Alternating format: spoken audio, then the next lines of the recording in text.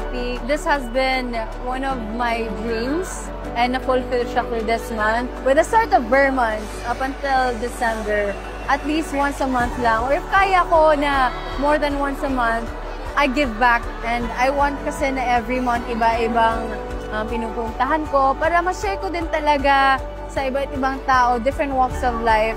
I've been blessed and I'm so grateful kay Lord kasi dami pumapasok na blessing sa akin. So, it's just me giving back.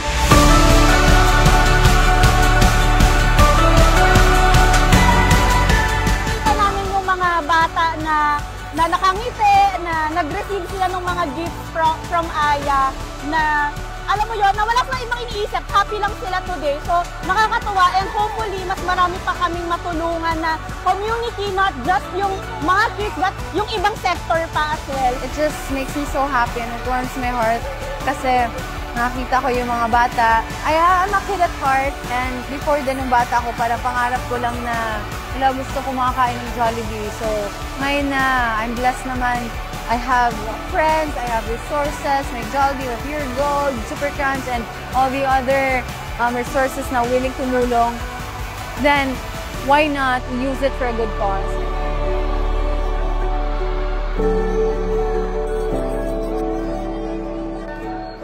Ako magpasalamat kay Aya kasi I was invited to be part of her advocacy, so entitled Aya Advocacy. So actually ever since naman we've been helping Bini with their advocacies din. And I'm so grateful na, alam mo yun, meron kaming community na tumutulong, not just, you know, sa mga, sa Bini and of course sa community na rin mismo. So thank you po sa inyong lahat and of course sa sponsors and sa friends ni Aya. Of course, Bini Aya Official, maraming salamat. And sa bumubuo nung Aya Advocacy. I would like to congratulate Aya for launching her Aya Advocacy. So along with the Philippine Air Force Reserves, we would like to congratulate her for doing this and we look forward to working with her again.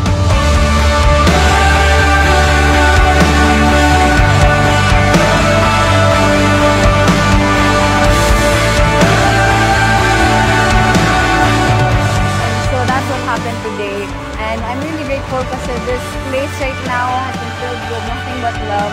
And sana this is also a way for people to be inspired, but it's more so na with what you have, and if you can give it, then give it.